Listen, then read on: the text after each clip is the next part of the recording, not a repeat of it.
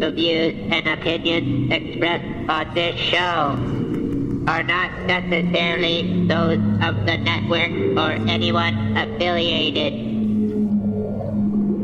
There will be mature and possibly immature content. Viewer discretion is strongly advised. As a matter of fact, I probably wouldn't listen at all. It's very poorly produced. Take me to your leader.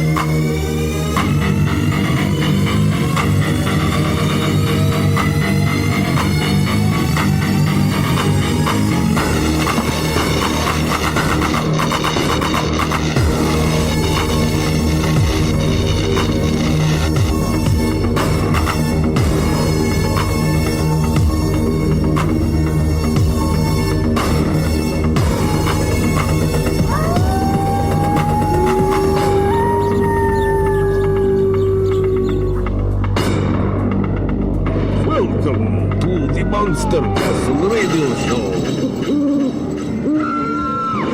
for the extreme paranormal listener.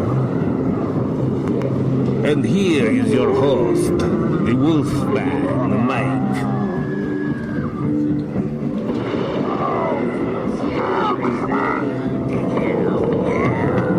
This is where the real freaks hang out, alright, yeah.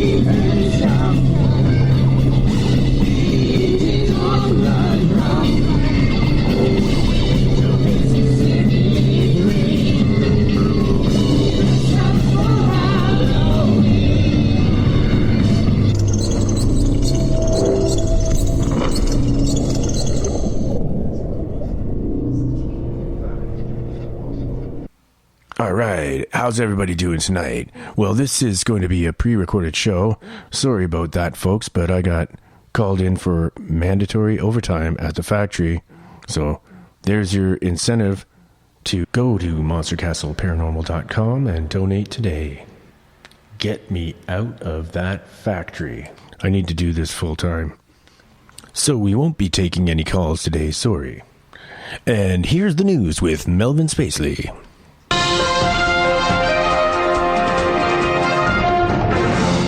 Mass evacuation of Antarctica happening just now. All civilians and scientists being flown out. Special operations and military moving in. This astonishing report was published at Godlike Productions.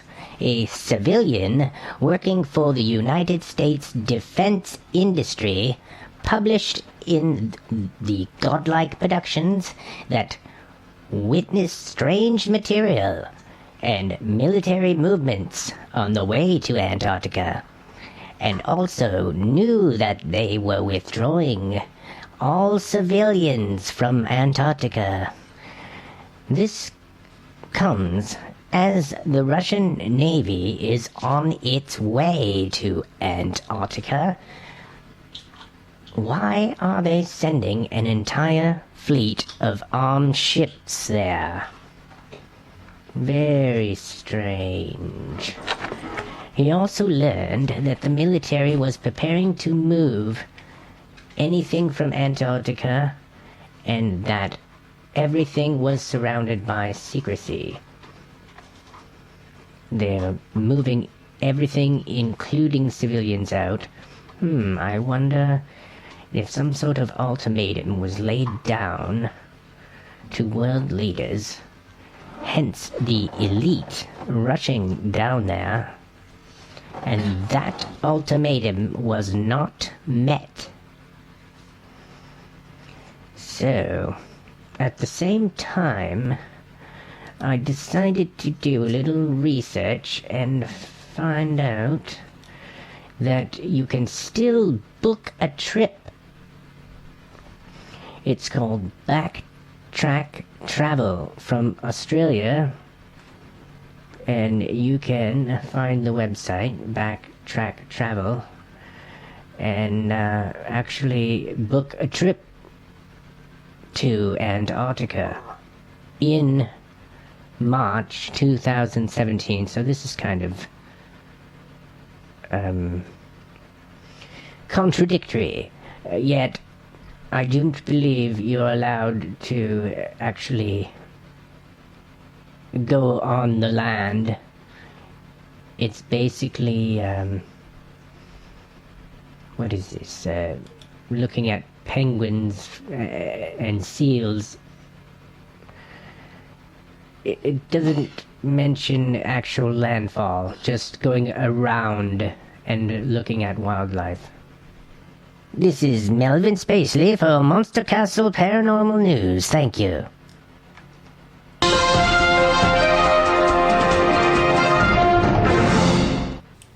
This is Jeff the Grey, co-host of Monster Castle Paranormal Radio on the KTLK Digital Broadcasting Network, thefringe.fm. Alright, and this is the Wolfman Mike here, alright. And it looks like, since we don't have a guest live on tonight, I'm not sure what to do. Another guest actually canceled on me for this show, so it's kind of strange, but I believe I'm booking too far ahead, maybe, and that's why people are forgetting about it, or maybe I should do some more reminding. But we have an awesome guest for tomorrow, and I think Igor has an idea for me. Igor, you come up here now. Come up here.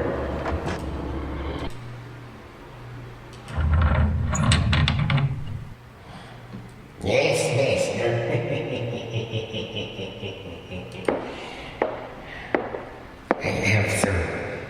I have something for you. Yes. I found it in the dungeon, and it's some old tapes with Spooks. Mr. Spooks. Remember Mr. Spooks? Yes, Igor, far out. I dig it, man. What a great idea. Thanks, Igor. All right. So now we got something to play. All right. Thank you, Igor. You're welcome, mister. Now go away. You stink, man. You go back down into the dungeon, and thank you very much, but you do stink, so go back down. I'm sorry. I'm gonna play with the bodies and things downstairs.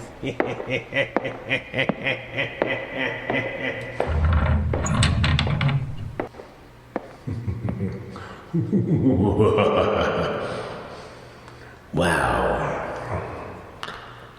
All right, so Igor gave us a great idea here.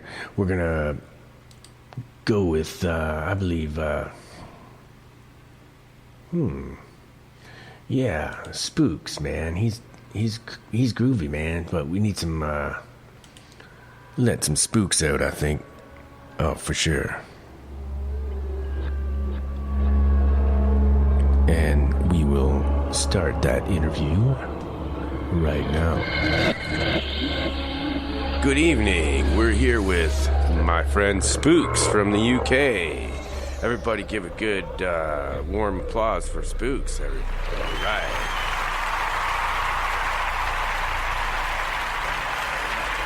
How are you doing, sir? You like that intro? I was a bit with that, I think. I do that for everybody. Lately, anyway. How are you doing, sir? Not so bad. Not too bad. Not too bad at all. You fire away with the questions, and whatever you'd like to know about me, I will tell you. Well, okay. Let's start from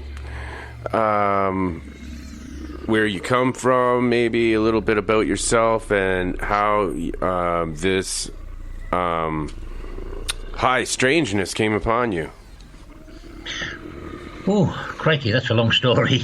Well, I'm 65 years old. I live in the UK. I was born in the northeast of the UK in a place called County Durham, which is cold, it's wet, it's windy, it's near the coast, and when it snows big time, a little bit like Canada. I was the son of a policeman. Well, I still am the son of a policeman. He is now 93 years old, my dad. My mum is nearly 90. And we have just celebrated Christmas together. I've just come back home now, actually. Yesterday. Wow, that's lovely. Excellent. I'm glad that they're still around for you. That's amazing. I know, they've just celebrated their 70th wedding anniversary, which is a platinum anniversary. Yes, I do believe you are correct. It actually went into the local newspapers, the local TV, local radio, everything. It made their day, actually. Wow. I left home when I was about 21 years old, 22 years old, and I was a carpenter. I had just come out of my apprenticeship as a carpenter and moved to the south of England, where I was a young 22-year-old, tall, slim, handsome, long hair, bit of a hippie. I never did any drugs or anything like that. I just was a bit of a womanizer, really. Good show. I became a carpenter down in the bottom of the UK, where I still am. I still live. And I discovered that I had a talent for DJing. And I took it from there, and I then became a radio DJ, which in between, there was an awful lot went on in between also. I was an ice cream man, I was a farm worker, I was an undertaker, I was a lorry driver, I was a taxi driver. I did an awful lot, but I found something that I love. And I think when you do a job and you love a job, you do it better. And DJing, I absolutely loved. I was a nightclub DJ. I worked on boats. I worked in nightclubs. I worked in hotels. I worked in people's garages, in the houses. Oh, so you just traveled I around eventually worked on local radio. They gave me an interview, and they liked what I did, so I did a show on local radio for 11 years. Oh, that's awesome, on a terrestrial radio station. Yeah. I would love that gig. I'm working on it myself right now.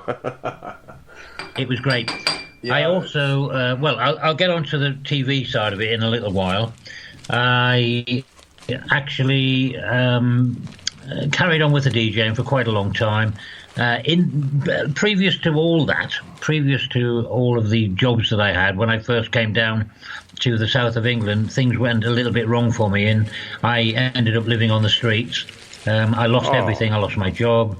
I lost everything I had. I only owned the clothes I stood up in, and I found myself living in the back of an old wrecked van in a field.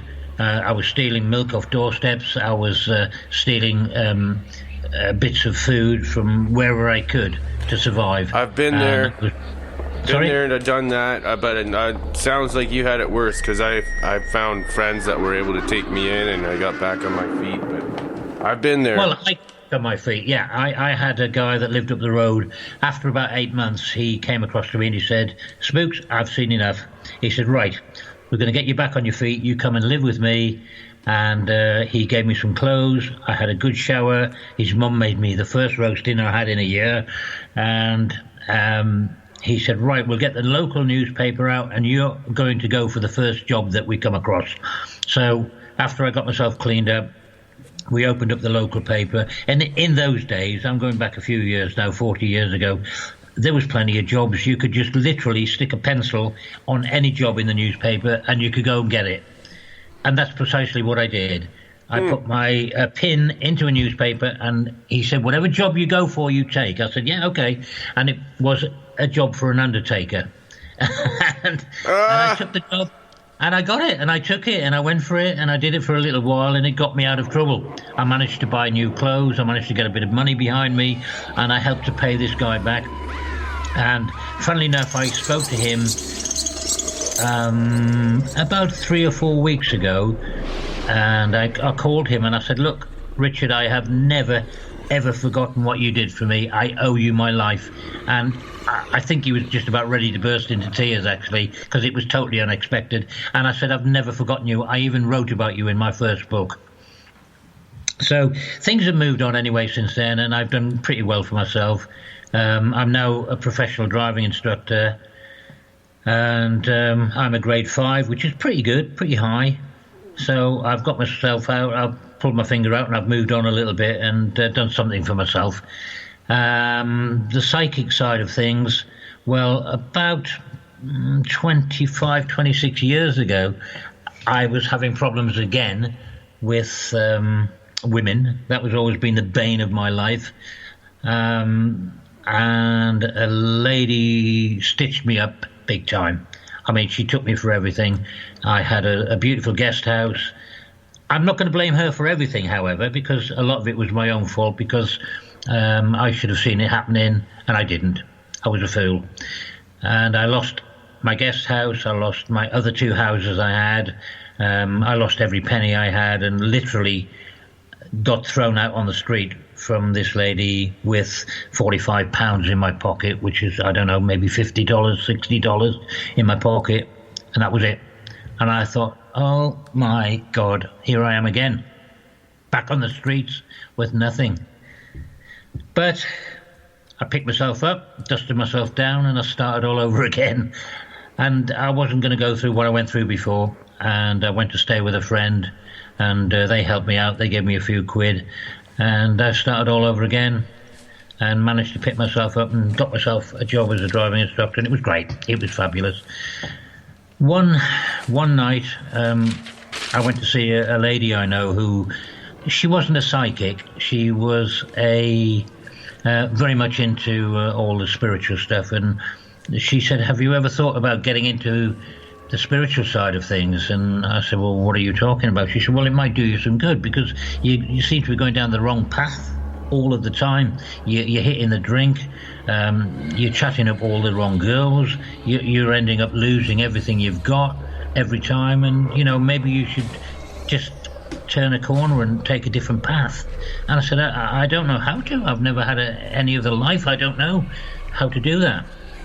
So this lady, she's called Mandy, she actually started to teach me about crystals. Have you ever heard about those? I used one above my sound studio because I was getting sound interference, and I thought it might be electrical problems. It turned out to be a spiritual problem, and by putting the crystal above my recording computer, the problem is gone. Excellent. And I don't know a lot about crystals, I'll be honest, but she started me off with rose quartz for my heart, for the love I needed in myself, and a lot of other crystals, and she taught me a lot about them then. But I mean, it's stuff that I haven't really dealt with much since, and they work. They really, really work. I couldn't believe that my life was turning around. It was changing. And then all of a sudden, one night I was lying in bed and I started to see weird things in my mind and different colours. And I started to hear voices and see people's names that I knew, like relatives of mine. And I thought, what on earth's going on here? I can see things. I can hear things, and I'm awake. I'm not asleep. I'm not dreaming. I'm awake. I know what's going on outside. I can hear the wind outside. I can hear the lorries go by, and I know what's going on. So what's all this about? And what I have deduced from all that is the fact that was my spirit guides coming to me and helping me move on to the correct path that I should have been on many years ago, and which I am on now, I'm glad to say. And from that day, my life has changed totally, utterly and completely. I am a totally, totally different person. I now see, hear and speak to the dead most nights. I have visitations. I have people come through to me who want me to pass on messages to other people. I see people in my bedroom that are not actually there, but they are in spirit. Funnily enough, Christmas Day just gone, I was at my sister's house. I've been away for a week, and it was about 3 o'clock in the morning, a.m., and I'm lying in bed, and all of a sudden I woke up with a bang. Poof. And I thought, why am I awake? What's this about? And I saw a great big letter G in my spiritual vision, very much like a dream, but in a vision. But I was awake. I was aware of what was going on around me. And I knew when I get a great big letter G, that's usually my Uncle Gordon, who died about 10 to 15 years ago. And the reason I get a large letter G is the fact that he was a big man. He was huge. He was about 6'4". And then after that, I got 277, the numbers. And I thought, what on earth is that about? And I thought, maybe that's the day he died. That's just confirmation. It is my Uncle Gordon. 27th of July, possibly the 7th.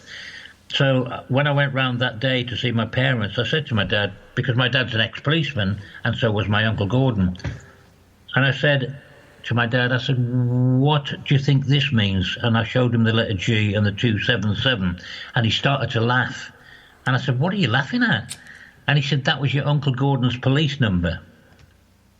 And I thought, wow, that is confirmation enough for me. That is amazing. And I never knew that. I did not know that. And my Uncle Gordon had come through from the spirit world to say hi to everybody on Christmas Day. I mean, that incredible. Wow. Amazing.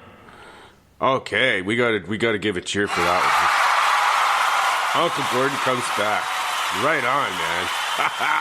Right. That is groovy, man. Wow. Had to do that. That's quite a happy moment. I could actually sit here talking forever and ever. There's so much happened to me. I mean, I've written 3 books now. Excuse me. I've written 3 books which are on Amazon. Am I okay to mention them? Oh, of course. Go plug away. Yeah, that's what we're here for. Well, the first book I wrote probably 12, 15 months ago. It's called There's a Ghost in My House. And it's written by Spooks, myself, and it's on Amazon. It's an ebook, so it's good for Kindle and, that sort of stuff. That basically tells you a very brief story about myself when I was a little bit younger and how I got into all the spiritual stuff.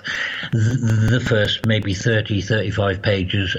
And then the rest, the next 230 pages, are all about spirits, ghosts, visitations, visions that I've had, and they're all short, true stories. There are some photographs in there of real spirits, real ghosts that have never been seen before. None of the stories that I tell in my books have ever been heard before, because they're all about me, myself, and my friends, things that have happened to us that are just totally unexplainable. My second book is called A Walk on Spirit Street by Spooks. Again, it's an ebook on Amazon, and my last book, which I've got out at the moment, is called Ashes to Ashes and Back, and that's by Spooks, and that again is on Amazon. My fourth book, I'm on page 52 of my fourth book, and that should be out hopefully middle of next year to the end of next year, and that will be called I Will Be Back. And the reason I called it that is because we do come back, and we can come back, and we will come back and visit our loved ones, you know, when we're needed. Once we've passed over, we will come back and give our loved ones a little bit of love and affection and help if they're in times of need, or just on birthdays, wedding anniversaries, and like my Uncle Gordon on Christmas Day.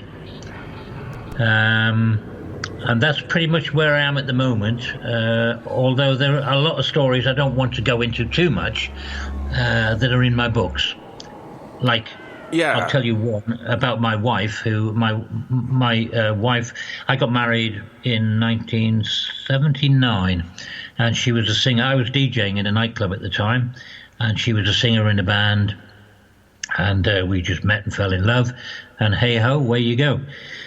Unfortunately, because she was playing in a band, she disappeared, playing around all over the place, and met somebody else, and I didn't actually know what was going on, and I found out that she was seeing another guy.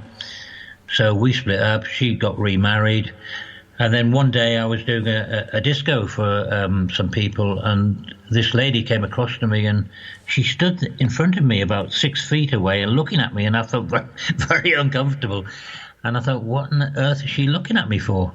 And she come across and she said, "Hi, are you Spooks?" I said, "Yes." She said, "Oh, have you heard about Julie?" I went, "Julie who?" She said, "Your wife?" I went, "No." "Oh, well, she had a baby or something?" She went, "Oh, no, Spooks, no, she's dead." And I'm not kidding. It was like somebody had hit me in the stomach with a shovel, and it knocked me down on my backside. I sat down, and I couldn't breathe. I just burst into tears. It was such a shock. It was the biggest shock I've ever had in my life. And I managed to get through the night. I had a roadie with me, and he finished the night off. We packed the stuff in the trailer, and I went home, and I was lying in bed, and I lay there, and I was just saying, "Julie, just let me know you're okay. Please, I don't care what you do. Pull the sheets off me if you have to, or pull the quilt off me if you have to. Flash the lights, tap on the window, knock something off the shelf. I don't care. Let me know that you're okay." And I had the quilt over my head. I was just in tears. I was so upset you wouldn't believe. And all of a sudden, a white light just lit my bedroom up, brighter than any light I've ever seen in my life. It shone through the quilt, and I actually thought it was a burglar, because I have a burglar light in my back garden. So I pulled the quilt off myself to jump out of bed really quickly, and I pulled one leg down onto the floor, and as I sat up, my wife was stood at the end of my bed in full figure, white, bright, shining light, and my hand on my heart, on my mum and dad's life, I'm telling you the truth. She stood there for a full 30 seconds.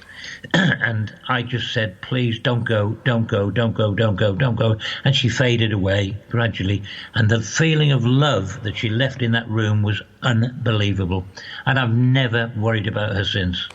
What happens to me all of the time now. That's what happens to me. I'm sorry. Yeah. How did she die from? She was 31 years old. She had a heart attack. What the hell would cause that?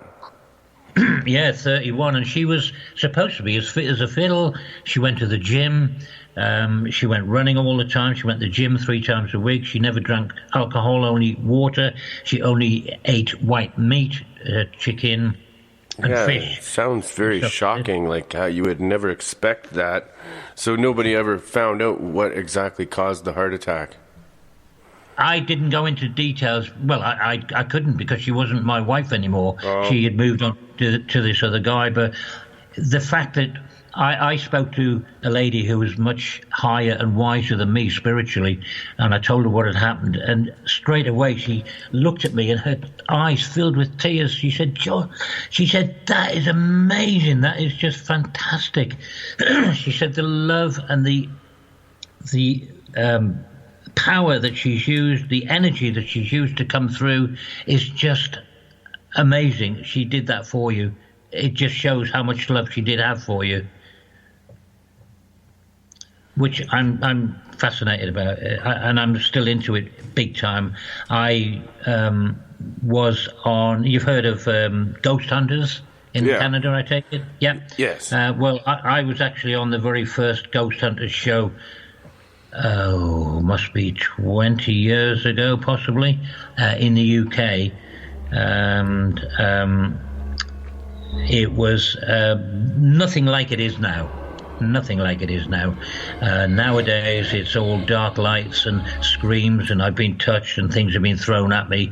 But back then, when they did the first one, it was just an interview, basically, and like you're doing now, pretty much. That was it. Yeah. But I had, I can tell you a little bit about it if you want to hear about it. Sure, yeah, I'd love to hear about it. That's so long ago, nobody's going to remember. We got to remind them. Oh, right. Well, I lived in a little flat in Devon in the UK, which is where I live now. And it always had a strange feel to it. And I kept, after probably 2 or 3 years, maybe 4 years, I'd done the place up a little bit because a friend, I don't know if you remember, I mentioned Mandy, who got me into this spiritual stuff and showed me all the crystals. Well, this flat, actually, it belonged to her, and her relationship had split up, and she said, "Spooks, if you want this flat, you can have it." And I went, "What do you mean, have it?" She said, "Have it, pay the mortgage, and it's all yours." I went, "Really?" She said, yeah, take it, man, you know. So I moved in, and there was a lot of work to do in there, and I started to do a lot of work on it. Now, I don't know how many people listening know that if you do any work in a house that is haunted or has a resident spirit or ghost, then you tend to sort of wake them up, and if they don't like if they don't like what you're doing, they'll let you know. Oh, they get really pissy at any changes. Oh yeah. That's exactly what happened here. I started to do work and plastering and new this and new doors, new kitchen, put heaters, radiators, all sorts of stuff. And all of a sudden, I started to smell what was like a fishy smell. Oh, and no. I thought, what on earth is that? And somebody said to me, "Oh, it smells like the plaster drying off." And I thought, "Oh yeah, it could be." And it went on. But the strange thing, Wolfman, was that it came every single night, 7 nights a week at the same time, 5 minutes to 5 o'clock. Are you sure it wasn't a hooker? And or? I thought, that is bizarre. And I'm familiar I spoke with to my friend Mandy, and I said, "Did you ever smell this in this flat that you lived in?" She went, "No, never. So it went on, and we decided to get in a psychic medium. And he came in, and he said, "Yeah, you've got somebody coming through here." And he just stood there and shut his eyes. And he said, "You've got an itinerant fish merchant from something way back in the 1700s or something like that. And he's walking right through where your house is now, which was the path he used to take with his horse and cart. Oh, Sadly, my God. Where your house is, he was attacked and murdered." My Lord, wow! Did you look into it to find out whether? Yeah. Well, this is what the TV show was all about. So they went and this medium gave me the guy's name, and he was called James Goldsworthy. Okay, well, let's hang on right there, and Right now, we're going to have a little, I'm going to put on something really groovy, all right?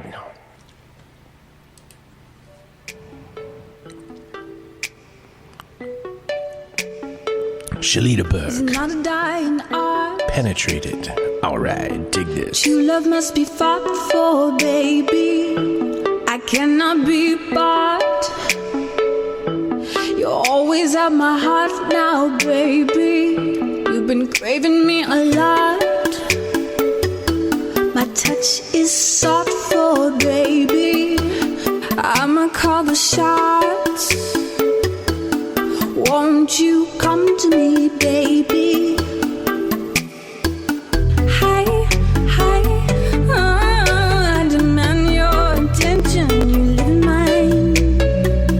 Hi, I feel your intentions. You stay in my penetrate. Slow grind. I'ma be on top. Penetrate my thoughts. Slow grind. I'ma be on top. Penetrate my thoughts. If you wanna stay with me, you better treat me right now, baby. You want this love for free? You better hold me tight now, baby. You're making me so hard. Let's not get caught now, baby. I must want you along. You better not stop, oh baby. Hi, I demand your attention. You live in mine. Hi, I feel your intentions. You stay in my penetrate. Slow grind. I'ma be on top. Penetrate my thoughts. Slow grind. I'ma be on top. Penetrate my thoughts. Slow grind. I'ma be on top. Penetrate my thoughts. Kissing my lips and your body is concentrated. Right here, right now, I'm making it complicated. You're giving me pleasure, I'm feeling intoxicated. Coming together, it's so we're situated. Slow grind, I'ma be on top. Penetrate my thoughts. Slow grind, I'ma be on top. Penetrate my thoughts. Slow grind, I'ma be on top. Penetrate my thoughts.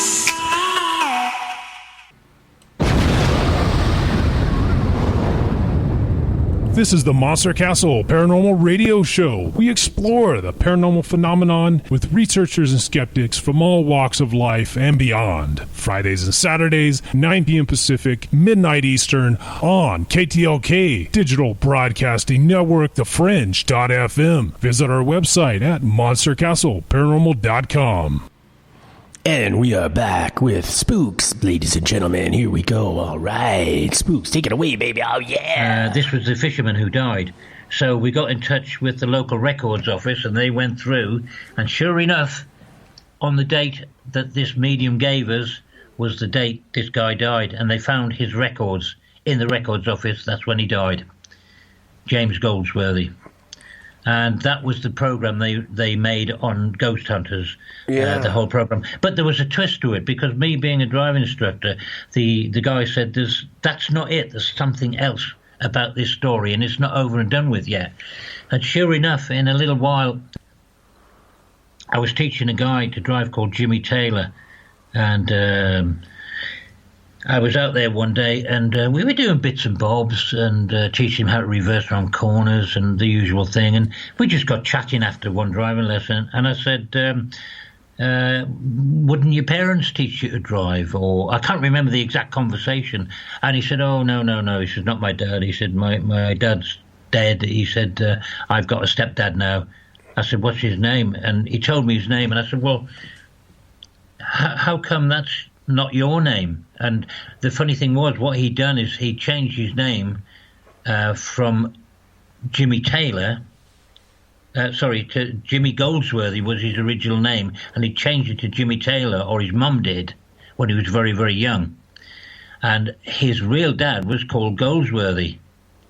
So what we decided was the fact that this James Goldsworthy came through from hundreds of years ago was something to do, not just the fact that I lived where he was murdered, but I was actually going to teach a guy that was related to him, and they wanted him to change his name back to carry on the family name, which is what he did, which was really quite bizarre. Really quite bizarre, and it all worked out really, really well. When I told him the story about James Goldsworthy coming through, and this guy's called Jimmy Taylor, but his real name is not Jimmy Taylor, it's Jimmy Goldsworthy, James Goldsworthy. My lord. I know. Oh, my lord. How things work out, eh?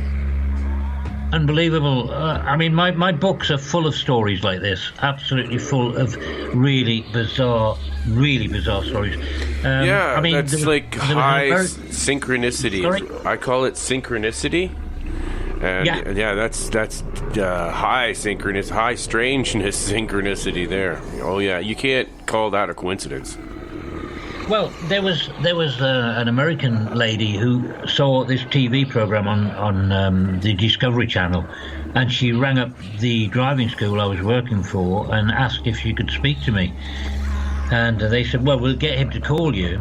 So they gave me the number, and I called her, and she was living in London.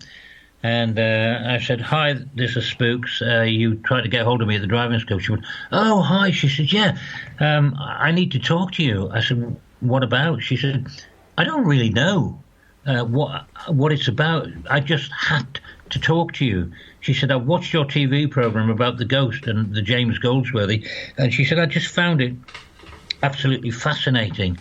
And we were chatting for about an hour and a half, and we got into all sorts of stuff and how I was into the spiritual stuff. And she said to me, she said, do you know anything about dreams? I said, a little bit, yeah, why?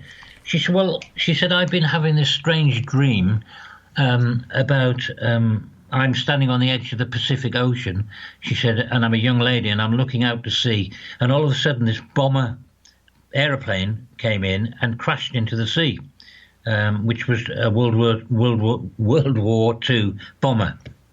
And it landed on the top of the ocean, and then the guy climbed out and he waved at me, and his name was Glenn Faldo. The name was shown underneath.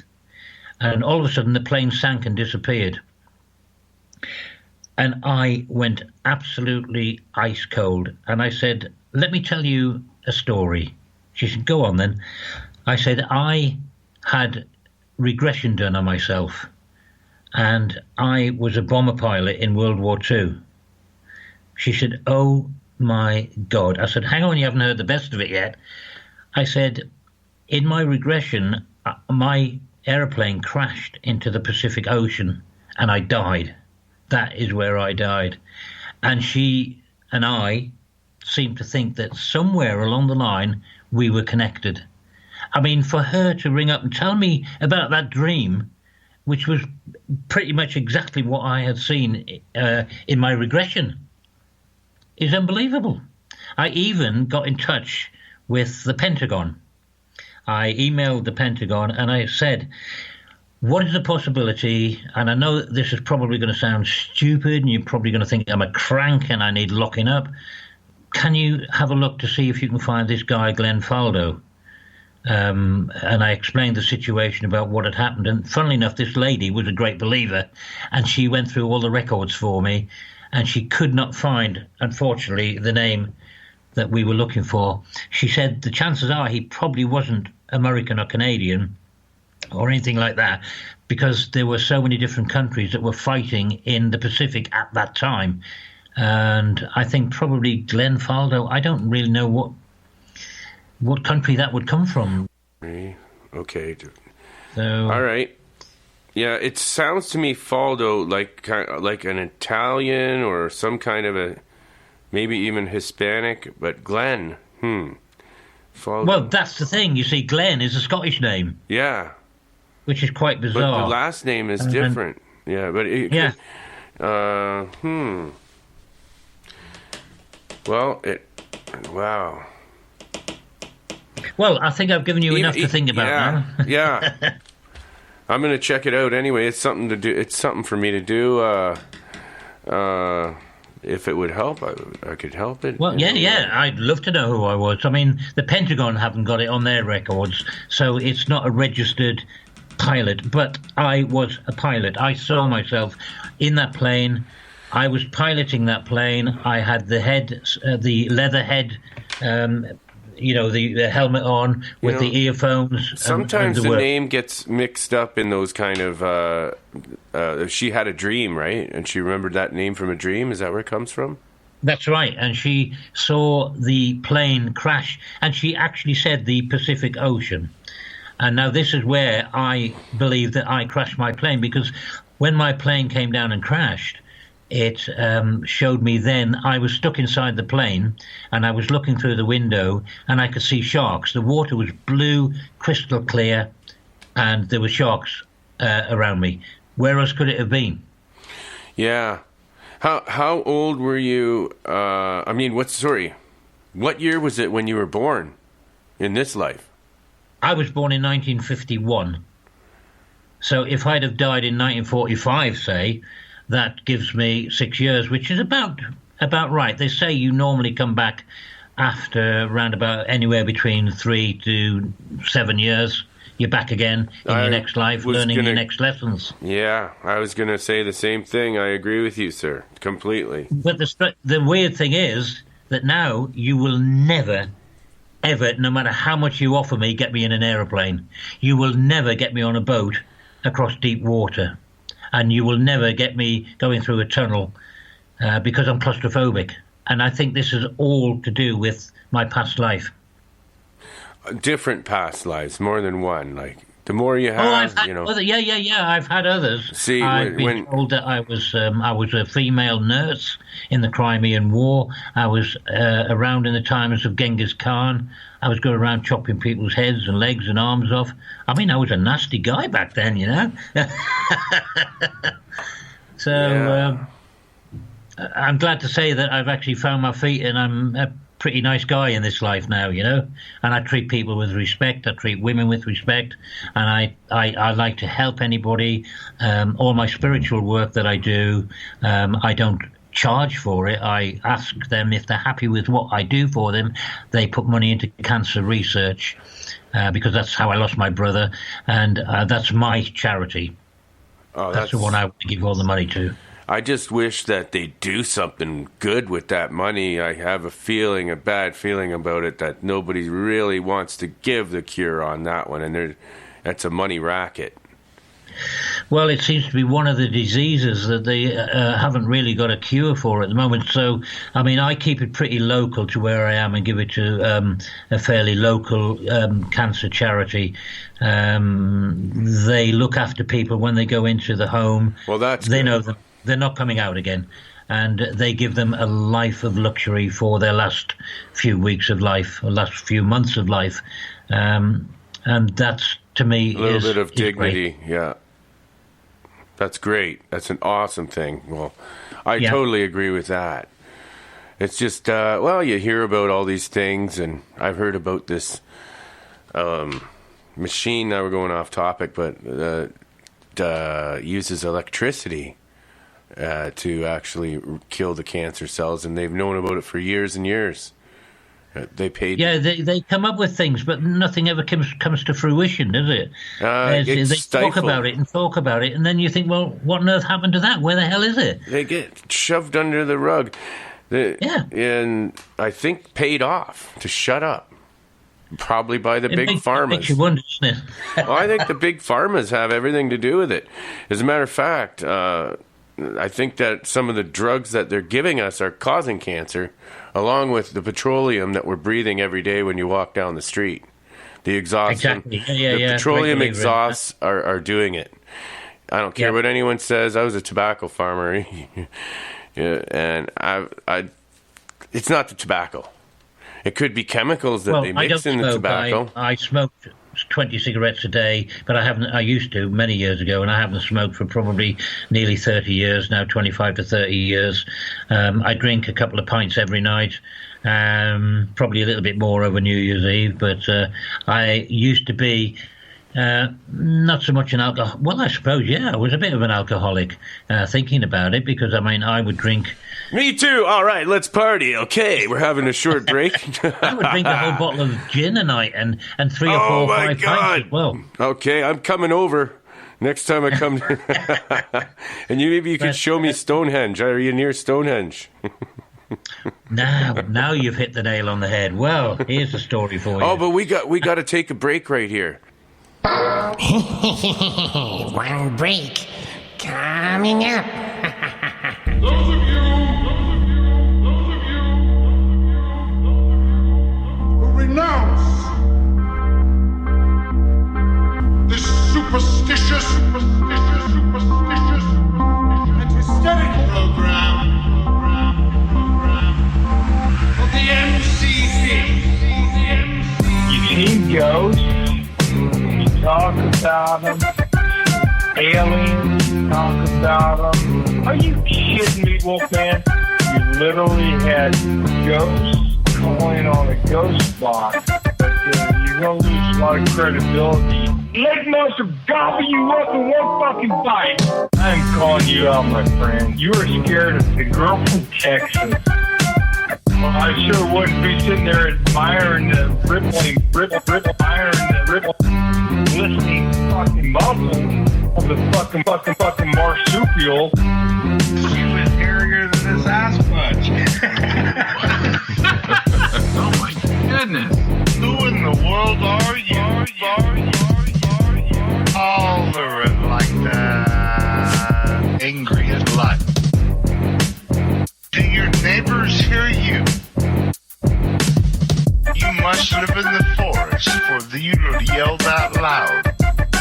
The Monster Castle. Paranormal Radio. Witnesses have described it as not quite right. All right. The Wolfpack. Oh my goodness. Oh yeah. I'm only over here because I heard your sweet fucking voice on the phone.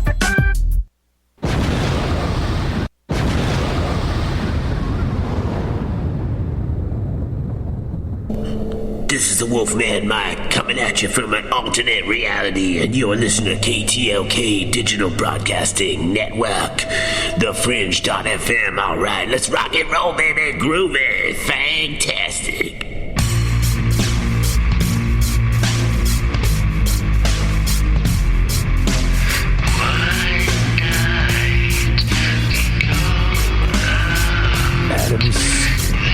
Adam Strange from our own castle.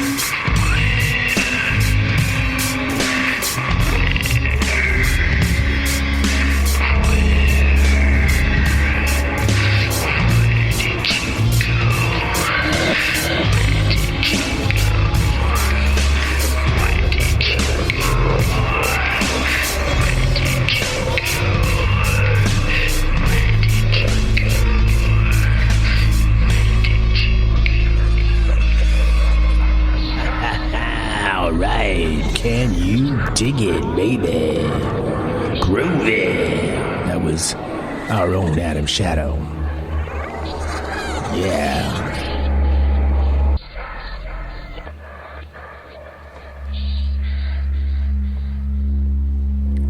And we are back. Yeah, I don't know why I thought that, because I just love that place, but I don't know why I asked that. It's a beautiful place. Have you ever been there? No, I had a chance once, and I turned it down because I was in a rock band, and we had a gig, and now I regret it. Right. It's Talking the most wonderful spiritual place you could ever go to. And I've been 2 or 3 times.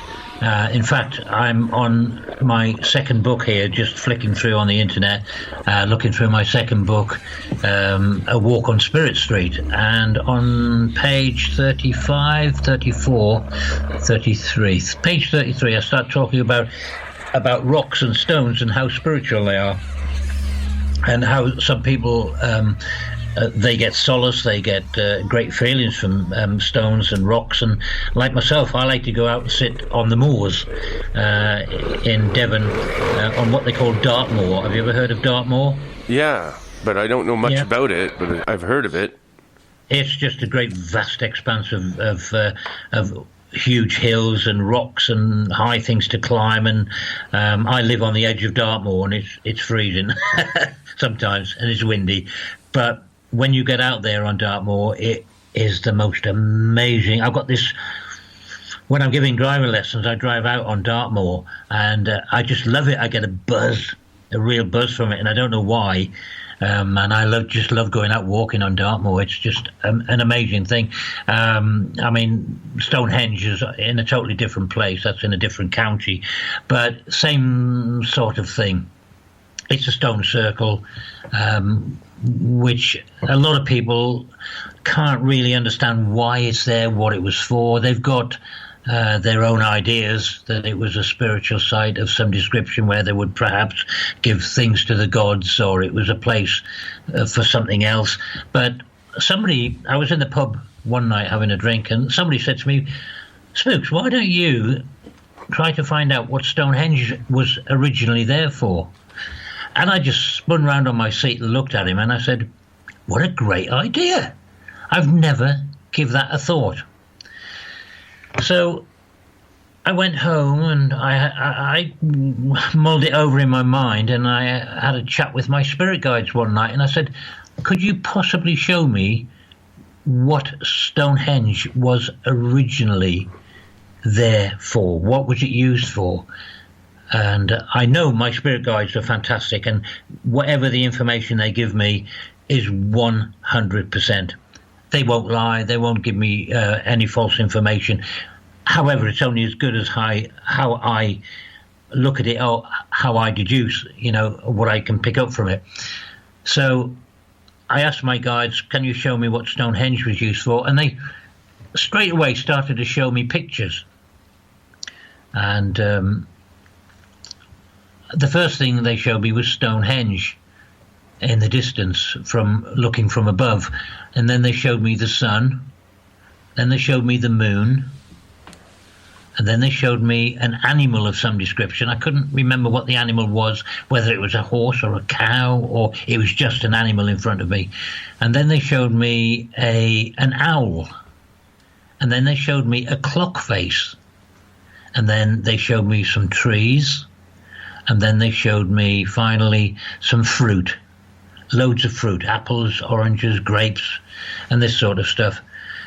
And I had to work out what I thought that was all about, what they showed me for. And what I deduced from what my guide showed me was that Stonehenge was a giant clock of sorts, a calendar which showed the times of the day, the times of the week, the month, the year, and also the seasons. It would tell the people who went there when to plant and when to harvest and when to rest. It would maybe tell them when to bring in the animals from the fields for winter time, and when to let them out again in the spring. And maybe the animals were also sacrificed. I don't know. Maybe they were sacrificed there too, to the god that they believed in. The wise old owl, I think they were telling me this. Stonehenge at the time was a place of learning. It was a school, somewhere where people would go and learn about the seasons, about farming, when to plant the trees, when to pick the fruit, when to cut the crops. And I actually believe that what my guides were showing me, that Stonehenge was a school of life, a school of survival, and a place for people to go and learn about everything on how to survive, how you can survive, how your whole family can survive and be a successful farmer.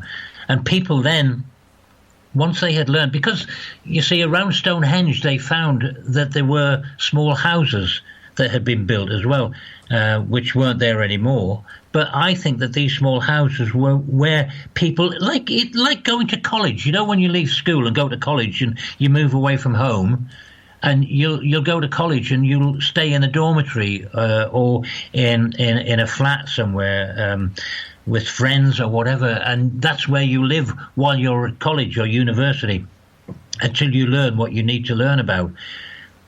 And I think that's what Stonehenge was, a place for people to go so that once they've learned everything, they can shoot off with their families and they can then build their own farm. And there are stone circles, as you probably know, scattered all over the world. Now, these stone circles are not as big as Stonehenge, obviously, but I believe that what the families then did is they went off and they built their own stone circles and they used them. They knew exactly where to put the stones. They knew how to set them up. They knew which direction they had to face the main headstone in, and that was their little mini Stonehenge. They knew when to plant, when to harvest, when to pick the fruit, when to put the animals out, when to bring them back, what time of the day it was, what time of the night it was, what time to go to bed, what time to get up. And Stonehenge told them all this, and I honestly think that's what it was. That's what my spirit guides were showing me. But it makes a lot of sense. Sorry? It makes a lot of sense. Everything that you said, it makes perfect logical sense. And I actually said to my guides, I said, can you tell me how, because it's a big question that nobody knows, how did they actually move the big stones from Wales, from South Wales in the UK, down to Salisbury Plain, where the Stonehenge is? And they showed me the word in capital letters, solution. And I looked at it and I thought, what on earth are they trying to tell me, my spirit guides? Why have they shown me the word solution? Have I got to work this out for myself, how they moved the big stones? And I thought, well, I don't know what that means. So I was then maybe a couple of days later, and I was driving on a driving lesson behind a car, and the registration on the car was OIL, oil. Is this Wolfman? Yeah, welcome to the conversation. This is my friend Eric. Were you trying to get me on, or was that somebody else? I wasn't sure. Oh, no, it's you, yeah, because I just saw you were available, and I thought you'd love this topic we're doing right now. This is one of my co-hosts, actually, and I'd like to introduce you to Mr. Spooks from the UK, and we're talking Stonehenge right now. Ah, right, okay. So I got the word solution from my spirit guides, and I was driving on a driving lesson behind a car a couple of days later, and the registration on the car was oil, OIL, and then some numbers. And all of a sudden it hit me, and I thought, that's what my guides are showing me. That's how they moved those stones on a oil-based solution. And I went back and I said to my spirit guides, is this how you move these big stones on an oil-based solution? And they showed me a great big round, how can you explain it to you? Like a big ball of stone, yeah? Yeah. And it was huge. And then they showed me wooden tracks, okay? Like a railway line, yeah? Yeah. And it was fastened together, but these tracks were in very short sections. And what they did, they put these big balls of stone onto the tracks. This is what they were showing me. And then they put the uprights of Stonehenge on top of these balls. Now, these balls were covered in some, like, oily solution. And I don't know what it was, but possibly animal fat or something. And the balls rolled, and the pieces of stone actually rolled across the top of the balls. And then they would pick... When they would pick the track up, and then they'd pick the track up and run it round to the front, put it down again, and the balls would carry on rolling along the track. Does that make sense to you? Yeah, but except if they have to go up big hills or anything. Other than that, it's I don't know how they did the hills, but you know. I think they use sound vibrations, sound resonance, sound vibration. Not sure. I don't know. I'm only going on what they actually showed me. My spirit guide showed me. But if you think about it, it's a fantastic way of doing it. They would have had ways of getting up the hill. I mean, look at them. They built the pyramids, for goodness sake, and they moved all those great big pieces of stone along on sand. You know, if they could do that back in the days, then why not? Why can't they get a ball up a hill? Yeah. It's interesting. Hey, Wolf, I don't know if you saw my text I sent you. I'm actually got to go to work. Oh, that okay. Well, my bad. You got a question in. Well, yeah.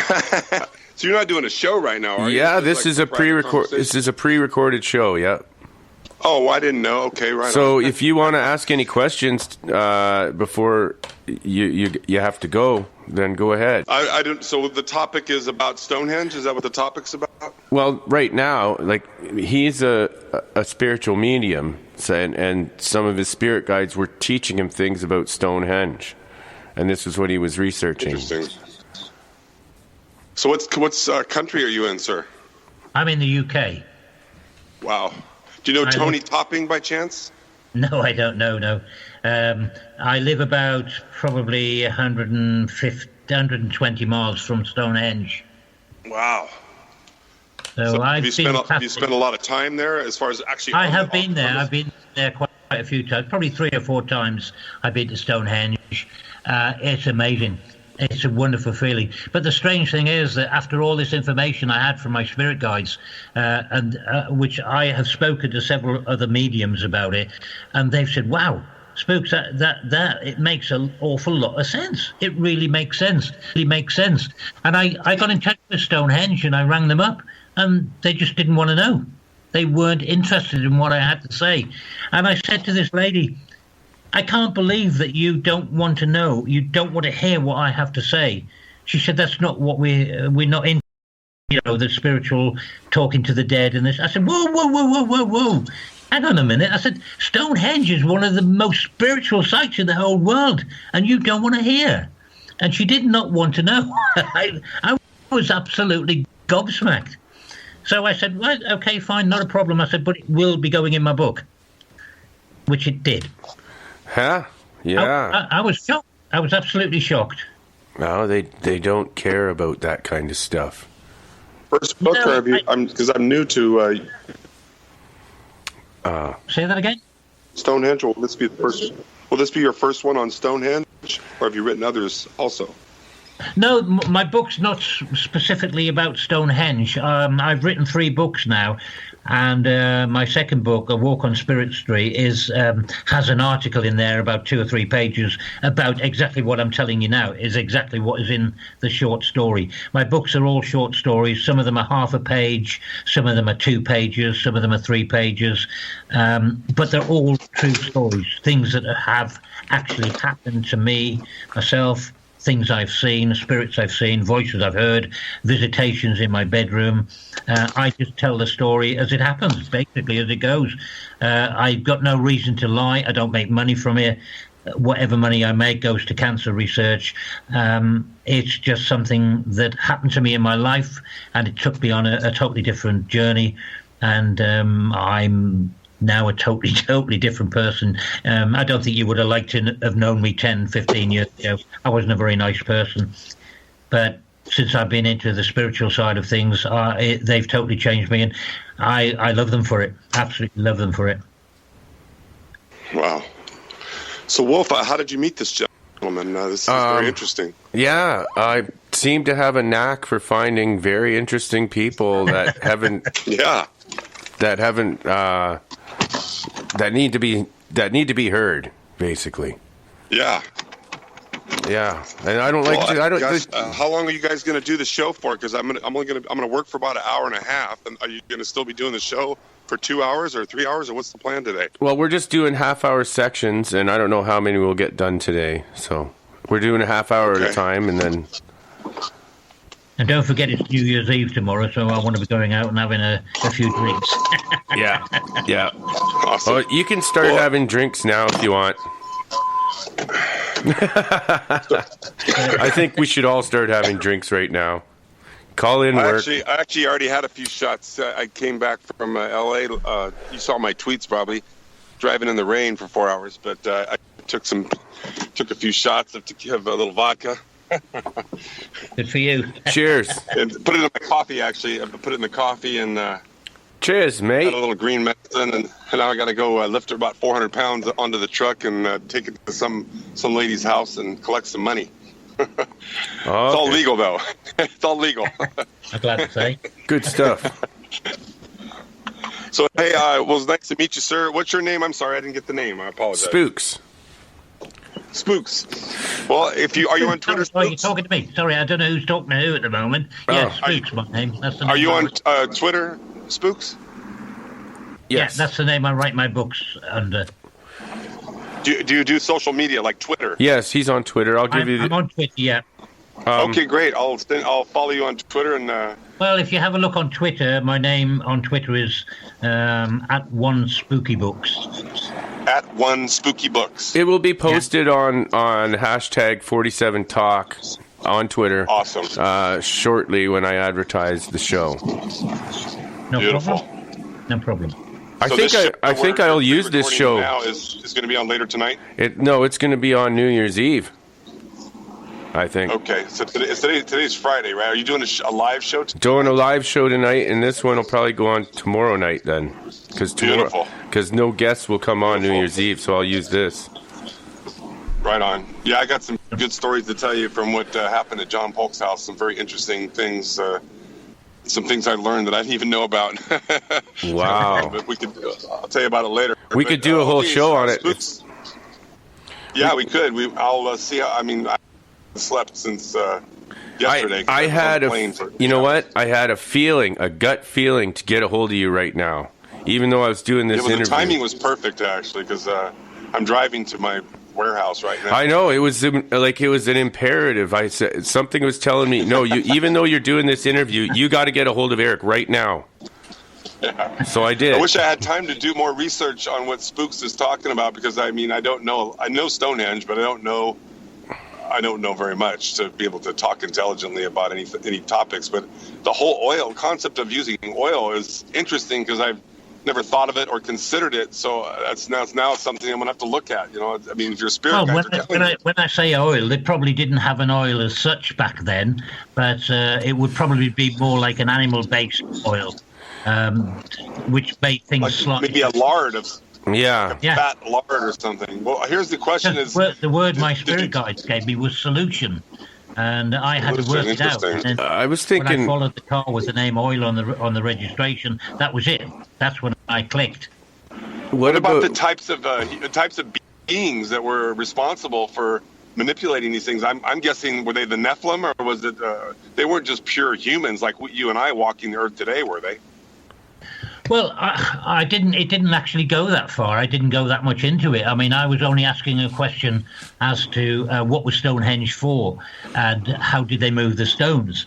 But as I explained to Wolfman earlier, that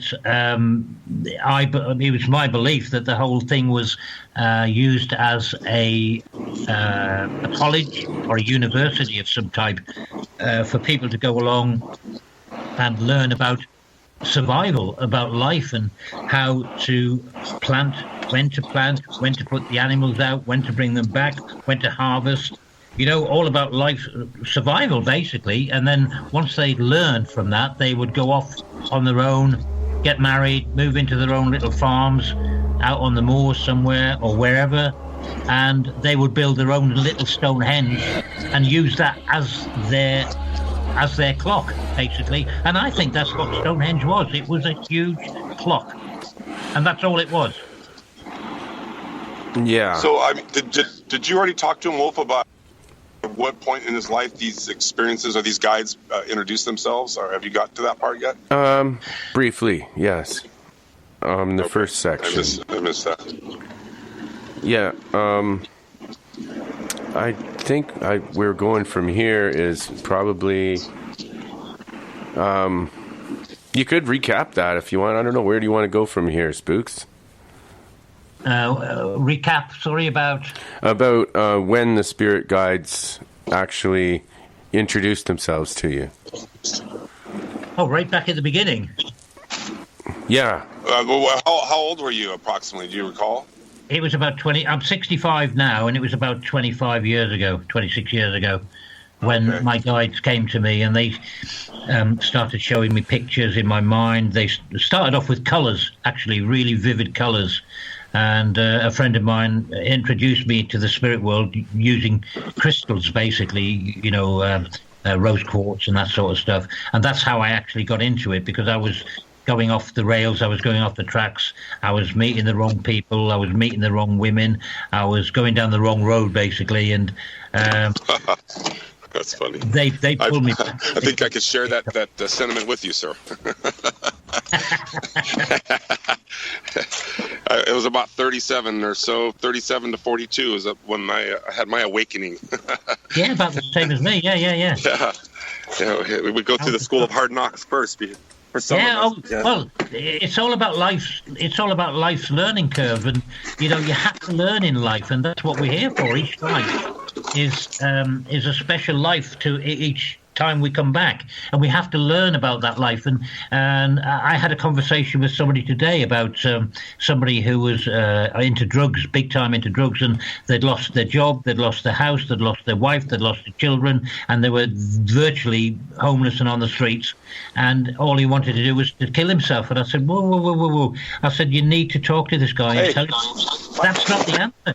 That is not the answer, because the moment you commit suicide, all right, it might be over and done for you right there and then. I said, but you're going to come back again, and you are going to have to live that life again until you learn the correct way to put things right, not just cut it short. Exactly. And the more and more times you do this, I forgot to mention in the earlier section, is where you become an older and older soul. Your soul becomes older. That's when people say you're an old soul. Sometimes the psychic will tell you that, oh, you're an old soul. Well, that's what that means. You've come back. You will come back about 5, 6, 7, 8, maybe 9 times, and relive a life, or you will have another life until you've actually learned everything that there is to learn. It could be once hundreds. You learned everything, you would then become a spirit guide or whatever. You come back and be reborn into this life again, and you become what I call a do-gooder. And you're one of these people that goes around, you don't hate anybody, you don't dislike anything, you're quite happy to work for nothing and just help anybody and everybody on the planet. And I think that's what happens to you. I believe I spoke to you about my uncle Gordon, who keeps coming back to me, didn't I, earlier on? Probably about an hour ago. Yeah. And I believe he is one of my spirit guides now, since he died. And he keeps coming back to me all the time. And when he does, I mean, my granddad comes back to me quite a lot as well. When there are problems in the family, my granddad comes back. And I know when he's there because I smell cigarettes. And he was a heavy smoker. I get shown a photograph in my mind of a cricket ground, and his house was right next to a cricket ground. And then I feel the side of my bed when I'm lying in bed. I feel the bed go down as if somebody's sitting on the bed, and I just pull my knees in and I'll just say, "Hi, Granddad, what do you want?" And then he starts showing me things, pictures in my mind that need sorting out. I need to go to Auntie so-and-so or Uncle so-and-so and tell them this and tell them that. He's not happy with this. He's not happy with that. And just because you're dead, just because you're in the spirit world doesn't mean that it's all over and done with and you don't care. Of course you do. you still care, you still love your family, and you still want to help. And if your family have got problems, you want to come back and help them. Yeah, that's amazing, eh? That is amazing. So what's one of the strangest things that you were told that you had, or a more interesting story that earlier? Well, I've got many, many stories, and as I say, I've written 3 books, and they're all full of these stories. I think one of my first ever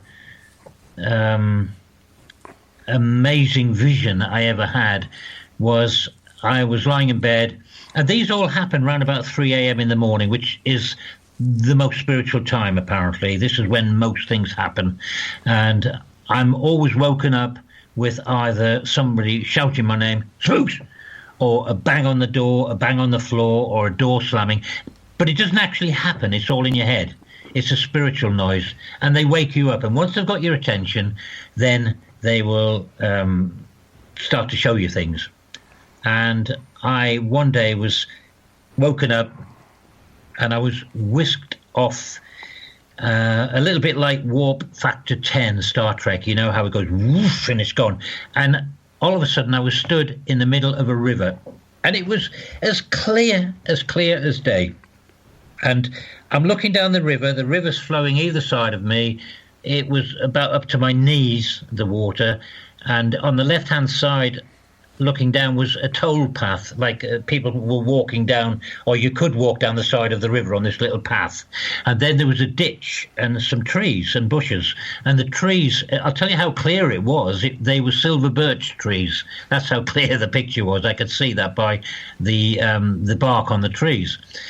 And I've just stood looking down this river, and I'm looking from side to side, and all of a sudden on my left-hand side, a lady walked down past me, and I turned to look at her, and she had a couple of dogs with her. And as she walked down the toll path, there's a bush at the side of the river, and from the bush, out from behind the bush came, it was quite bizarre, it was like a black cloak, if you can imagine what a magician would wear, or the devil, with a big high pointed collar. And this cloak went right over the top of this woman, and that was it. I was awake, and I sat up in bed, and my heart was bang, bang, bang, bang, bang, bang, bang, bang, bang. It was pounding away, and it frightened the life out of me, actually. And the next day, because my dad's an ex-policeman, I write everything down, and I always tell him everything I see in a vision. And I spoke to him, and I told him what I'd seen, and he was an ex-detective, and he said, "That doesn't look good, Spooks." He says, "I think you need to go back and see if you can ask some more questions."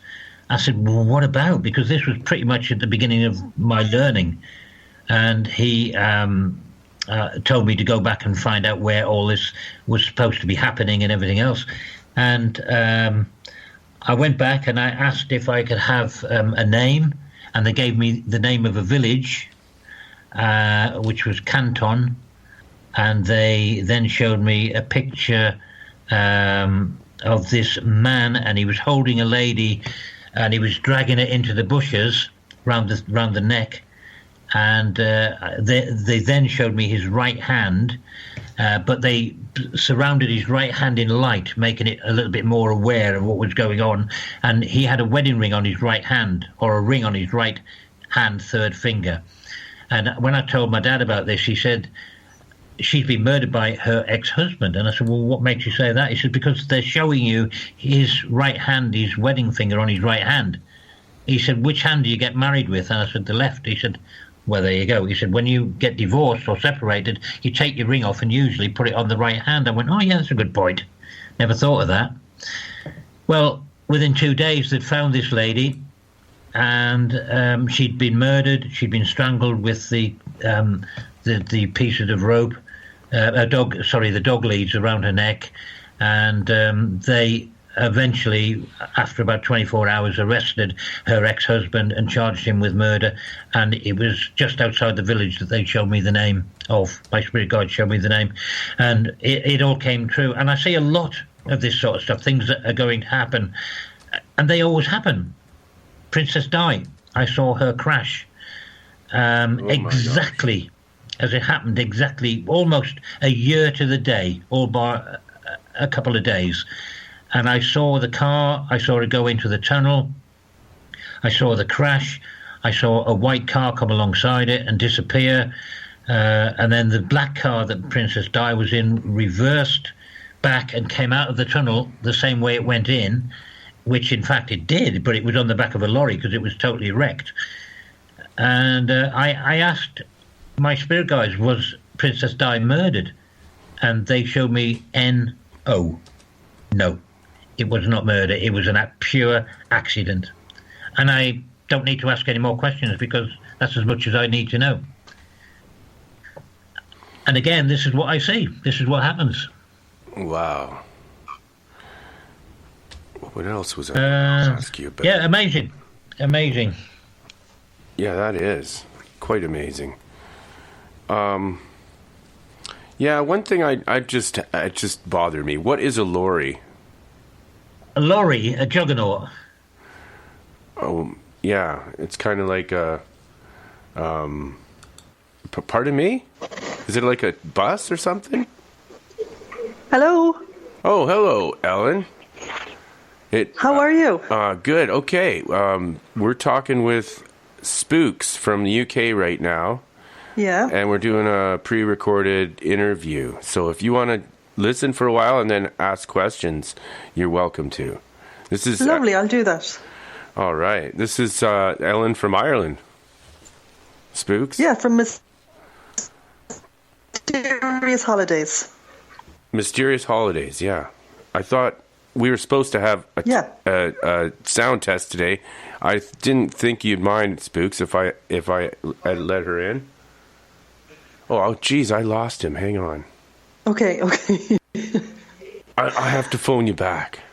I'll have to phone you back, hon. I hung up on him by accident. We cut him off. Okay, look, don't worry about me. I don't mind if you don't call me back. But the sound test worked anyway, so that's good. You sound great. Grand, and I can understand you, and you can understand me, and don't worry about calling me back until you're finished with them. Okay, thank you. Thank you so bye-bye. much. Okay, have a good day. And I'll probably call you later today. Great. Okay, thanks, Mike. Okay. Bye-bye. Bye now. Groovy, far out, excellent, right on, and I like it, and I dig it. Yeah, here we go. Alrighty, that's no good. Skype. Hi, back again. Oh, Skype dropped on me again. Yeah, but it was right at a half hour anyway. So the Monster Rock Band, an original from Monster Castle again. Featuring my brother.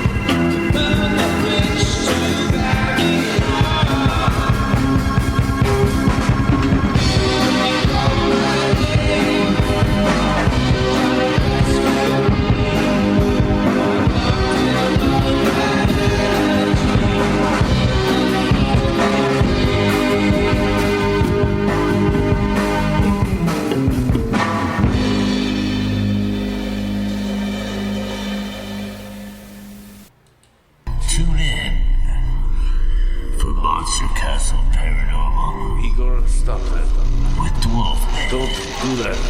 You gotta stop it. Okay. Midnight, when the moon is full. Yeah. Fridays and Saturdays. So it's midnight here. Eastern Standard Time. It will be 9 o'clock. Monster Castle Paranormal. KTLK Network, the Fringe.fm.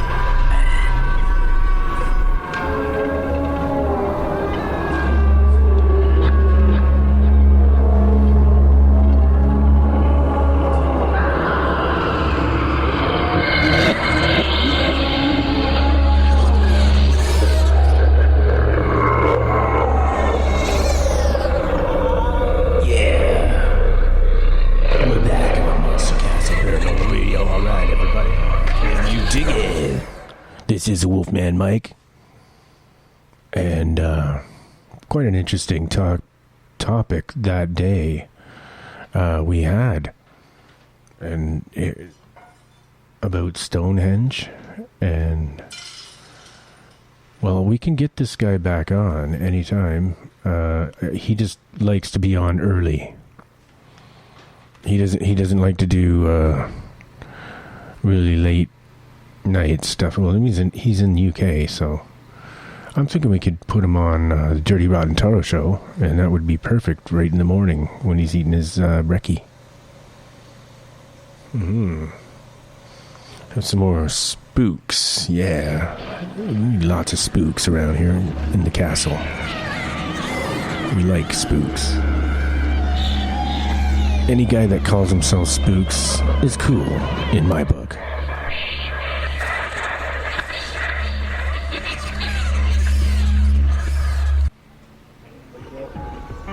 And then, got showed up by these little bastards come up there, and they got the same boombox. But it's got, when they press eject, it's got cushion eject. When I pressed my eject, the tape just shot out. Theirs came out slowly. And they had other things to adjust the treble, the bass, the left to right speaker for the mono speakers. But it all sounded fucking same. And they're sitting there screwing with their shit for 30 fucking minutes. When I could put a tape in, I could press play, and I could play dance, and I could stop it, I could eject the tape, and it would fly out there, and I could change another fucking piece. And these guys have over there making a cushion eject and their treble bass line. Fuck you guys. That's what you're doing, man. You're fucking the slave to the fucking technology. You're buying into this bullshit. If you got a fucking brain, if you had the old school in you could do it like we used to do it. Just press play. Enjoy the eject button. They shoot the shit out. You don't need the cushion eject. You lost your old school. You're trying to Britney fucking Spears.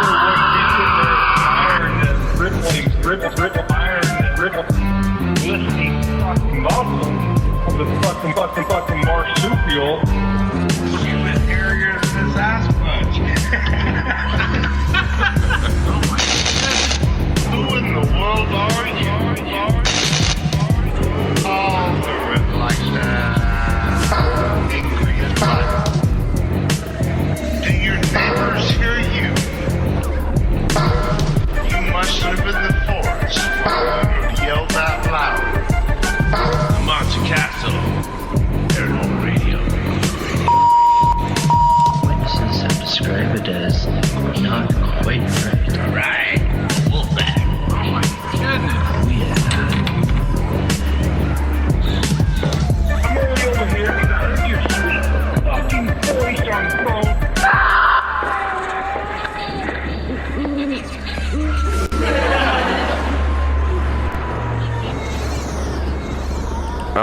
Yeah, we're back, and I was meaning to ask you, since I'm aspiring DJ. I'm trying to be a DJ, doing my best I can, but I'm just doing it on my own.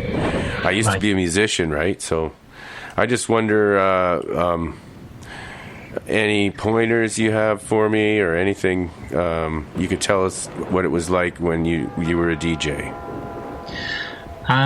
Right. Well, I started as a DJ in small clubs, and basically it was they just happened to like my voice. I think that was the main thing. But nowadays things have changed an awful lot in the UK anyway. I don't know about in the States or in Canada, where nowadays DJs in clubs tend to sort of mix music quite a lot rather than too much talk in between. However, there are different types of DJs, which I've tried to explain to people before. If you're a club DJ, then yes, you will play back-to-back music, pretty much non-stop, and it'll be hi, good evening, and then good night at the end of the night, and that's pretty much it in a nightclub. If you're a mobile, what we call mobile DJs over here, and you've got your own equipment, you go out doing weddings and birthdays and that sort of stuff, then they will want a little bit more chat, but not too much. If you've got nothing to say, don't say anything. That's what I was always told. And introduce yourself, introduce one or two records, introduce it when they put the food out, and introduce the bride and groom's first dance and the usual sort of stuff. But a lot of people let themselves down. And one of the worst things in the world, it is one of my pet hates, is not so much on radio, because it's all part and parcel on radio, but when you're a DJ and you're out doing a wedding and you're playing jingles. You know what I mean by a jingle? Oh, would you like to hear a jingle that we came up with? Here's one for you. I believe you'll like it. Spooks. All right. Yeah. Can you dig it? Fantastic. It's your invitation to avoid the nauseation, frustration, desolation, mutilation, degradation. We like to rock, and this is a donation station. Yeah, baby. Go to monstercastleparanormal.com and donate today. Keep us rocking, man.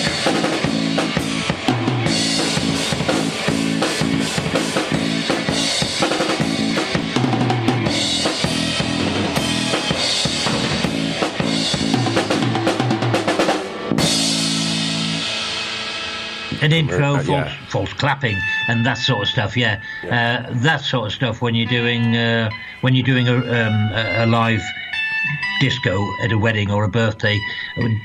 Jingles are just so bad. They really are. On radio, it's all part and parcel of the show, and I used to use lots and lots of jingles in my radio show that I used to have, but very, very different when you're doing live DJing.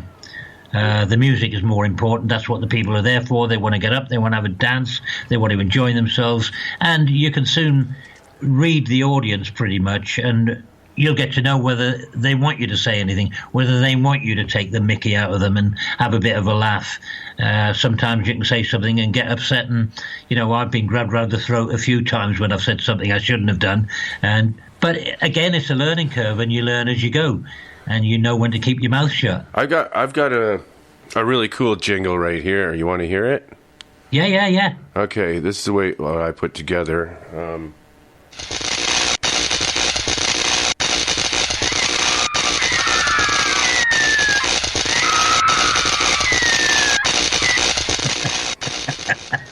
What is it? A woman being electrocuted. Oh, nice.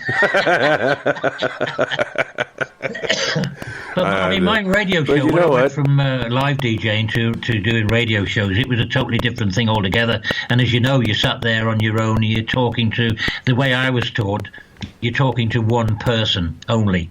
You're out there and you imagine somebody sat in front of you and you're talking to that person. Although you're talking to the world, you're talking to one person, and that's how you've got to deal with it. But I did, my show was pretty much a music comedy show, and I had lots and lots of characters.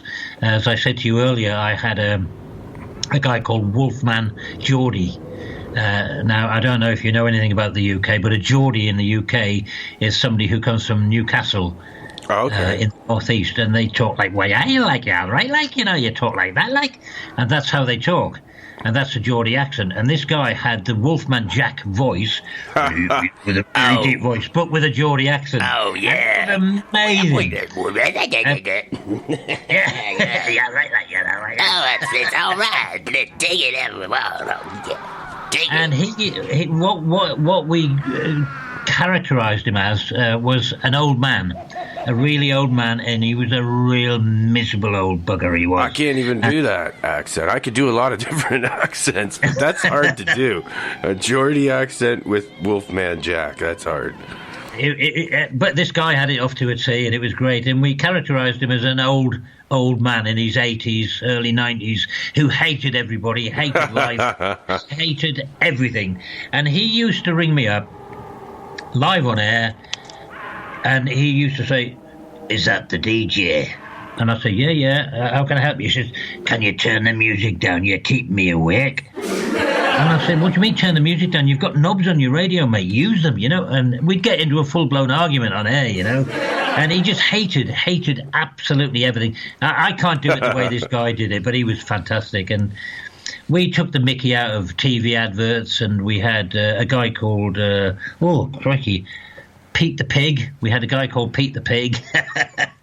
Wow, that sounds like fun, man. It's quite funny. And we used to do quizzes, and I actually invented a game called Radio Darts. Radio Darts, wow. We used to play on the radio, and it all started from a piece of equipment that we got when I was working in a nightclub, and it was publicising, what was it? Heineken beer, I think it was. And it was a dartboard on a piece of cardboard, and it had like an arrow on it, and you would spin the arrow, and where the arrow stopped, that was what you got. Double top, you know, whatever, you know, bullseye or whatever. And I incorporated that with all the sound effects of the darts and people cheering and glasses chinking and drinking and this, that and the other. And the way it worked is that people would ring me up, and I'd have two people playing each other, and I would ask them a question. If they got the answer right, then they got to throw a dart. And of course I had all the sound effects of the whoosh, doing, the darts landing into the dartboard and everything. Awesome. And it was great. And it worked really well. And as soon as I introduced, we're just about to play Radio Darts now, so get your fingers on the dials, and here we go. The lights on the switchboard were bang, bang, bang, bang, bang, bang, bang, and that was it, you know. And then one night, I had a phone call. I was on air, and I had a phone call from this guy from BBC in the UK. And he said to me, "Hi," he said, "I'm very interested in your game of Radio Darts. Fascinating. How does it work?" And of course I told him exactly how it worked, and within 3 or 4 months they had it on Radio 1 on the BBC. They stole it off you. They nicked it from me. Oh. I'm not bothered. Bastards. I'm really not bothered if that's what they want to do, and that got them listeners, then fair enough. But, you know, they can steal it and they can say it was their game, but I know in my heart of hearts that I invented that game. Wow. Where did you get all your sound effects? Did you make them? Yeah, lots and lots of sound effects. I mean, we had a huge library, a record library, and we had everything. We had sound engineers, newsreaders. We had a lot. It was a proper local radio station. And I actually had, funnily enough, on one of my shows, the show I did on a Sunday morning, I did a 60s music show, and I had more than 87,000 listeners to my show on a Sunday morning, and that's pretty good for a small town, you know, although it did go over the whole of Devon. And I loved it, absolutely loved it. But all the jingles I made myself. I had some great sound effects, and I did like it. I did like what I did, although the money wasn't particularly very good back then. But I didn't do it for the money. I did it because I loved, in my heart, I loved doing what I was doing. And it was just something, like I said to you earlier, if you love what you do, you'll do it well. Yeah, that's true. Like, I definitely don't make a lot of money off this, but I love doing it, Yeah. So that's why I do it. And, I add a lot of my sound effects myself. Like, I'll use this Jews harp right now, and, I'll play games with the... say somebody calls in, I'll ask them, hey, let's do a game right now. I need you to... Can you please jump up and down a little bit, and I'll do the sound effects. You're a rabbit. You're a big rabbit. Big rabbit. That's exactly the sort of stuff. And I had a lady. I can't remember what I called her. Something like Annabelle or something like that. And she was Canadian, and she was a friend of mine who lived pretty close to me, and she used to go to the nightclub where I was working at the time. And I asked her if she wanted to come in and do some voiceovers. And she said, what for? And I said, well, I have an idea. So we went into the studio when it was closed one night, and we did lots and lots and lots and lots of short little clips. Her saying things, hi, would you like a coffee? What time is it? Don't you think it's about time we went home? Little clips like this. And I had about 100 of them. And I could have a conversation with her. And she would always come in at the beginning of the day, just as I'm starting my show. Hi, do you want a coffee? Well, excuse me, I'm on air. Can you just wait for 2 seconds? Oh, I'm so sorry, and this sort of stuff, And these were all lined up, these little jingles, and I would just press them and have a conversation with her. And she was never there. It was just the jingle. And everybody, when we did the road shows, we went out and did the road shows out around the city and all over the place. And people would say, hey, where's Annabelle? I want to meet her. She sounds gorgeous. She was, actually. She was a real person, a real Canadian lady, although she only ever came into the studio and recorded her voice, and it was brilliant. And that went on for must have been 3 or 4 years I used her voice. Oh, yeah. Here's one of our jingles here. All kinds of colors, and they spin round, and those creatures, it was just wheels in the sky. Wheels within wheels, all giant. I saw wheels in the sky. I saw lights, and they were spinning. Wheels in the sky. There is only one source that can have wheels in the sky. Wheels in the sky. There's one type of wheel in the sky. Period. Ezekiel chapter 1, wheels in the sky, and nothing else. That's one. That actually is quite bizarre, because that takes me back to my radio show, and I had another guy that I used to use on my radio show called Commodore, and the Commodore was a somebody from outer space. And I had a very similar type of jingle than that to that, and it would come down, and he would come down and land in his spaceship with all the sound effects and landing and everything. And his voice was very similar to that, but a lot deeper. We used a voice changer, and he had although he had an echo in his voice, he had a really deep voice. But Commodore only came once a night to my radio show when I was on. Once a week. On my radio show, but he came to give good advice.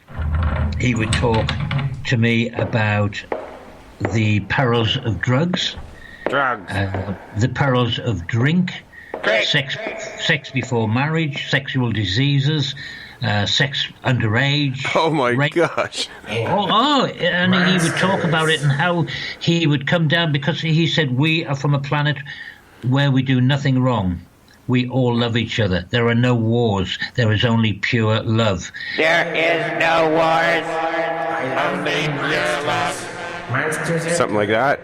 Yeah, exactly like that, but much deeper, and that's exactly how he was. But you could understand what he was saying. You could listen to him, and I would talk to him and say, well, wow, this is amazing. Yeah, why don't kids today think like that, you know? And it was educational more than anything. And he came up with some fantastic ideas, some great stuff. Now, this was my engineer that did all this for me. It wasn't all my doing. A guy that used to come along with me, Ray, and he was fantastic. He was from the Isle of Man. The Isle of Man? I think the Isle of Man. It kills, and how it destroys families, and how it destroys marriages, and how it will destroy your insides, each internal organ, bit by bit by bit. And when you've lost everything, all you want to do is kill yourself. And why should your life have to be like that? Because drugs, awful, awful, awful things. And it's one of the things in my life that I hate the most. And I just can't put into words how much I despise and hate drugs. Absolutely hate them. I've seen so many people go down, not just drugs, but drink as well. I mean, drink, we all like a drink. We all like to, get merry and have a few drinks and get drunk sometime. But when it goes beyond that, or when it becomes a habit that you just can't get out of, and you need a drink first thing in the morning, you need a drink during the day, you need a drink last thing at night, that's when you know you've got a problem. And I've lost so many of my friends through drinking and drugs. Even to a guy, funnily enough, who, in fact, I've got his story right in front of me. I was going to tell you about him earlier. He used to come in the pub where I used to drink, and I'll call him Ian for this story. And he never used to eat much. Very, very intelligent guy. Very intelligent guy. He was an ex-Marine, and he was married. And he, for some reason, I don't know what it was, he turned to drink, and he couldn't stop drinking. And he wouldn't eat much. And I used to say to him, well, why don't you eat? And he said, because I'm drinking Guinness. That's my food. That's a food. I said, it's not, Ian. It really is not. And he got to the point where he was drinking first thing in the morning. As soon as the shop opened, he'd go up and buy cheap wine or cheap cider, strong, the strong, horrible stuff that rots your guts. And he would drink that, and then he'd come into the pub after lunch, and he'd get drunk in the pub, and then go back out to the shop again and get some more bottles of cider or bottles of wine and drink and drink. And this is every day, 7 days a week. And he was just constantly drunk. And it got to the point where he started to get a swollen stomach. And my friend, who's an ex-nurse, said, his days are numbered, Spooks, mate. Honestly, his days are numbered. And I said, why? He said, well, just look at his colour. He's like a yellow colour. That is not good. That means his organs are starting to give up on him. He has to go to the hospital now once a week to have fluid drained off his stomach. And it was just soul destroying. It really was soul destroying just to see this guy wreck himself like this. And within 2 months, he was dead. A fantastic. You see, the thing is, my brother-in-law, he's not a great believer in the spiritual matters like myself. He thinks it's such a load of rubbish. Until one night, when I talked to him about it, he said, load of rubbish, and he walks off and just slams the door and off he goes. And then one night, my sister rang me up and he said, my brother-in-law's been seeing strange things. I said, what do you mean strange things? He's drunk again. He said, no. In the middle of the night, he started seeing pictures in his mind, and he was awake of, he's a lorry driver. He drives big trucks, big, 18-wheeler sort of 20-ton trucks or whatever they are. And he goes abroad, he goes all over the place. And he lives in the cab for 5 days a week. And he kept seeing the same vision over and over and over again. He's driving down a country lane, and in the ditch on the left-hand side is a bicycle and a skeleton. And he kept seeing this same vision every week. He would see this vision until one day my sister rang me up and said last night he was downstairs and he was in the kitchen having a drink, crying. He was actually crying, and she said, I went down to see what was going on, and he said, I don't want to see any more of this. I don't want to see this vision again. What is it? Am I going to die? Am I going to have a crash? He said, I'm scared. I'm really, really scared. He said, just can you tell them to go down to see Spooks in Devon and, show him, not me. And he kept seeing his dad also at the end of the bed who had died. And he told his dad, he said, please go down and see Spooks in Plymouth. I don't want to see this. So it was probably about a month after that, I had a phone call from my sister, and she said, do you want to sit down? I said, why? She said, I just want to tell you something. I said, it's not your husband, he's not dead, is he? She said, no, but it is about him. I said, what's happened? She said, well, he was in France in his lorry, and he was driving along a country lane in France, and all of a sudden, he said he wasn't going particularly fast because he was looking for somewhere, and all of a sudden, from a ditch at the side of the road, this guy stumbled out in front of his lorry, and he said, I hit the brakes and stopped the lorry on a dime, literally bang, like that. And this guy just collapsed in front of his lorry, and there was a bicycle in the ditch. He'd fallen off his bicycle. The bicycle had gone into the ditch. This guy had crawled out in front of his lorry, and he just collapsed in front of the lorry. So he jumped out, and he realised this guy was having a heart attack, because my brother-in-law had already had a couple of heart attacks. And he got this, I don't know what it was, something he puts on his tongue to help him with the heart attack, and he was doing heart massage or whatever he was doing, and a tractor came the other way with a guy on it, but he was French, and of course my brother-in-law doesn't speak French, and he was trying to explain that he hadn't run the guy over, he needed the ambulance, or the gendarme as they call them over there. And eventually he understood, and he got his mobile phone out and he called the gendarme, and a helicopter came over, picked this guy up and took him off to hospital and saved his life. And when he left his name and address and phone number with the local police in France, or the local gendarme, and it was a few weeks later he had a phone call from this guy, and he was the mayor of the town, and he was the guy who had the heart attack, and my brother-in-law had saved his life. Wow. And he said, I want you to come over, and the town, you have the key to the town. He says, we will pay for whatever you and all of your family. You want to come over for a couple of weeks and have a good time? He says that it's all on the town. We'll pay for it. And he said, no. He said, I don't want to come over. He said, thanks very much. He said, but what I would like you to do, whatever money you were going to spend on me, put towards your heart foundation over in your local town or over in France somewhere. And that's what he did. Amazing story. So, that fascinating. Was amazing. Anyway, just to round it all off, it was his dad who'd come through, and he was showing him all these visions and pictures. And I was stood in my little cottage, and my lounge, or my front room, is upstairs in my cottage. It's sort of an upside-down house. And I was stood at the top of the stairs, and I was talking to my sister about exactly what had happened. And up my staircase, I couldn't believe it. And I've seen orbs before, but I've never seen an orb. You know what an orb is, don't you? Oh, I've seen many. Yeah, well, this was the size of a football. And it came up my stairs. It was pure, beautiful white light, really slowly coming up the stairs.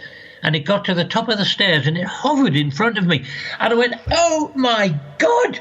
My sister said, what's up, what's up? I said, you are not going to believe what I'm looking at, I'm staring at right now. And all of a sudden it went whoosh, and it was gone out the end of the cottage. And the feeling of love this orb had left behind. And I know who it was. It was my brother-in-law's dad. He'd come down because we'd sorted all the problem out between us, and he'd got through it, and he was okay. And that was his dad coming down. But I'd said to him before, because his dad was called Joe, and I'd said to him previously, probably 2 years previous to this all going on, and he said, oh, shut up, will you? It's such a load of rubbish. And anyway, I'd gone out to get the Sunday newspaper, and I walked back, and I was trying to explain to him about his dad is okay, you know, everything's going to be fine. And he said, I don't want to hear it. I don't want to, just give us the paper. So I threw it down on the coffee table, and it flew open, and the... Hang on right there. Oh, yeah. We're going to have some music. We're going to, in honor of the heavy alcohol, I'm going to do a song, Wolfpack original. This is from the, what do we call ourselves again? Oh, yeah. Monster Rock Band. And This is a Monster Castle Paranormal original. This is called Where Vomit.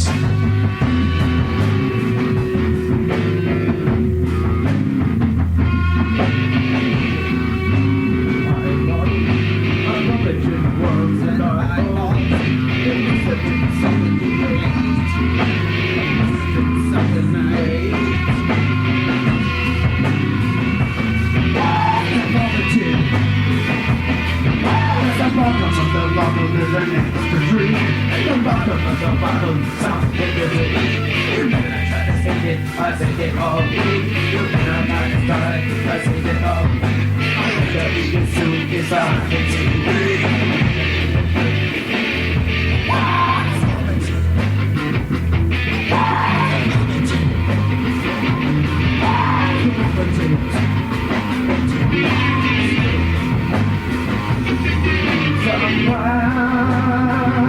sometimes with me.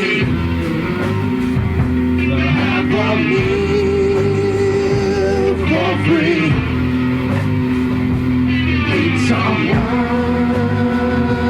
with me. Have a meal for free.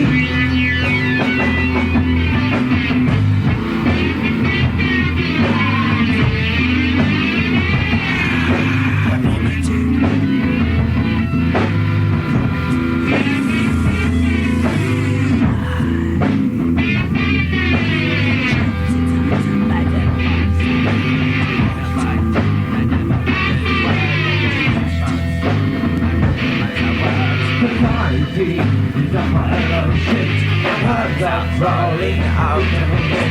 Society is a pile of shit. The words are rolling out of it. I eat society. I puke it out. I said it's out my opposite. Opposite out man. Puke it out. Puke it out man.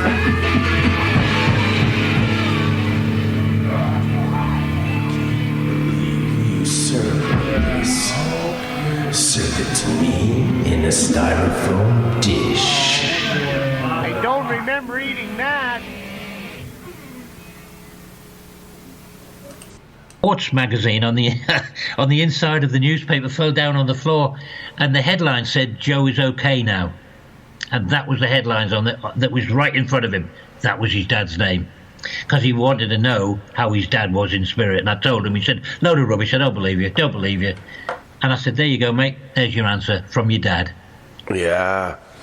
I get these little synchronicities all the time. That's a major synchronicity. It's impossible for that to happen by coincidence, I think. That's so cool. Well, when I'm having so much happen to me all the time, every other night, at least 2-3 times a week, I'm having visitations. I'm having somebody coming through. Oh. I'm having somebody waking me up and showing me stuff. It's more than, just a coincidence. I know there is life after death, and I don't care what anybody says. I lost my brother in 2012 on the day before my birthday. And I was at my sister's house. Can I just say one thing before I forget? Oh, yeah. Be careful of the red ones. The big or red orbs. I've encountered some of those. The white ones are usually, very peaceful. The red ones are not so much. They're not so good. They're an energy, real. I'm not sure if they're. Energy, I don't know if they're evil or what, but I just say be careful of them. I'm not sure what they are. Well, there are different coloured orbs, and they all do different things. They all mean different things, and you can actually read about them on the internet. And I won't even pretend that I know about them all, because I don't. But what I was about to say was about my brother. Before I go, he died in 2012, or the day before my birthday, just to prove a point that they do come back from the dead. And it was about 1:30, 2 o'clock in the morning, and I was woken up, and I was lying in bed with my eyes closed, and all of a sudden I saw my brother on the side of the road. In a vision, in my head, he was stood at the side of the road, and my late grandmother came up and stood beside him, and they walked across the road together, And I watched them walk across slowly, looking each way, and got across to the other side and waved, and that was it. And I just said, "You've died. You're dead, aren't you? You've crossed over." And that's him showing me that he's crossed over, and my gran came to take him. And it was probably about a week later. He had actually died. That was when he died, right at that time. And he had showed me. But a week later, I called him from spirit, and I said to him, "Peter, why did you have to die? I know you had bad cancer, but why did you have to die?" And he showed me a picture of himself stood in a room, in the corner of the room, and he had a towel over his shoulder. And he took the towel off his shoulder, and he threw it down on the floor into the corner of the room. And straight away I knew he was just saying he'd thrown the towel in. He'd had enough. He couldn't cope anymore. He couldn't go on anymore. He'd gone from 18.5, 19 stone down to about 4 stone. Wow. And that was it. He just couldn't carry on anymore. But the fact being, although it sounds like a very sad story, and I do miss my brother terribly. I feel for you. I know that he's okay, and I know I can talk to him, and I know he can hear me, and when he wants to tell me something, he'll come through.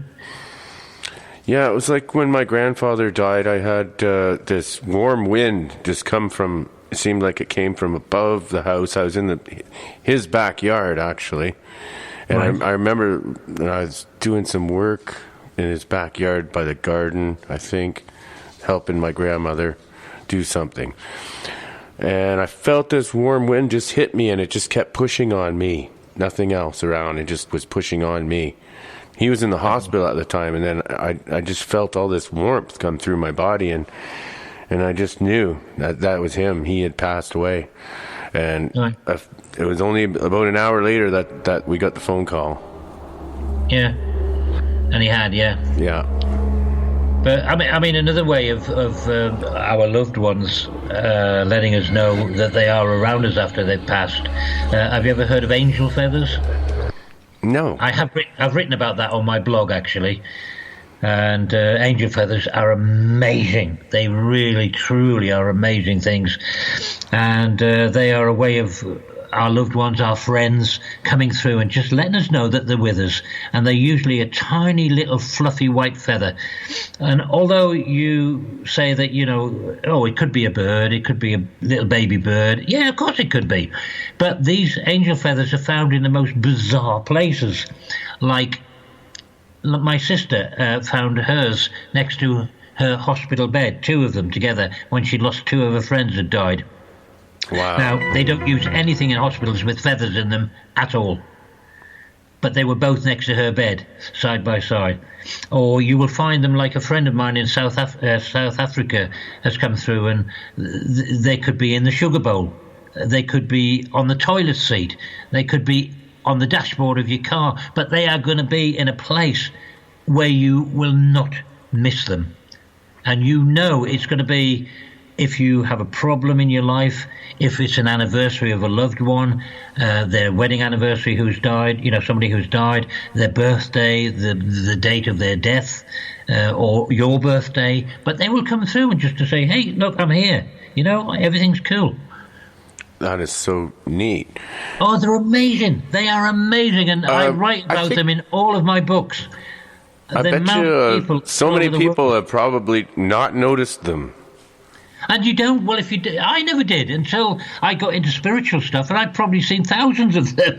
And until I learned about angel feathers, and I've written about them now. And now, on my birthday, on April the 1st this year, I was going out to my car, and it was wet and windy, and it was blowing a gale. And for some reason, I thought about my brother who died. When I stepped out my house, I was getting up to my car, and what was stuck to the window of my car, on my driver's door window. Now, this angel feather could have been absolutely anywhere on that car or on the ground, but it was stuck to the driver's door window where I had to go and open the door and see it. Well, I think I'm going to have to give all of our listeners who donate money to the Monster Castle of Paranormal Radio, then we're going to send some angel feathers out to everybody for your donations. That's what are we going to do from the Vatican. What do you think, eh? Yeah. Well, yeah. Do you get you? Anyways, that was being silly there. The Monster Castle Paranormal Radio Show. We explore the paranormal phenomenon with researchers and skeptics from all walks of life and beyond. Fridays and Saturdays, 9 p.m. Pacific, midnight Eastern, on KTLK Digital Broadcasting Network, thefringe.fm. Visit our website at monstercastleparanormal.com. Give us a donation today. Thank you very much. Father Guido, he comes out once in a while. Right. Yeah. Usually he talks about how he forcefully baptizes aliens. Oh, right, crikey. Yeah. He's very silly. Well, that's another something I could get into as well, you see, is spaceships and aliens, because I went out with a girl who... do we have enough time? Sure, we have lots of time. Right, okay, because I'll make this the last story, because I want to move on and get something done, and all right. have a few drinks, I think. Well, thank you, sir. We really appreciate your time, and you are amazing to listen to. No problem. I could listen to you even if you were drunk all night long. Just the final story was about a girlfriend of mine I was going out with. This is when I was DJing in the nightclubs, and she had two sisters. Her elder sister had gone out for a meal. She was probably 23, 24, 25, I don't know, something like that at the time. And she'd gone out with a boyfriend, and they were going out for a meal, and they had an argument. She had a glass of wine in front of her. She'd had a couple of sips out of the glass of wine. They had an argument, so she chucked it in his face and stormed out and caught a taxi. She came home, and as she was driving down the hill, in the back of the taxi going home, just pulling up to the bungalow she lived in, there was a bright light above the next street, and it just caught the corner of her eye, and she looked up at the light and then looked back. The taxi stopped. She paid the taxi, started to walk up the garden path, and all of a sudden there was a circle of light started flashing above the next street, but above the houses. And it was all different colours, going round in a circle. And she thought, that's what I just saw just now.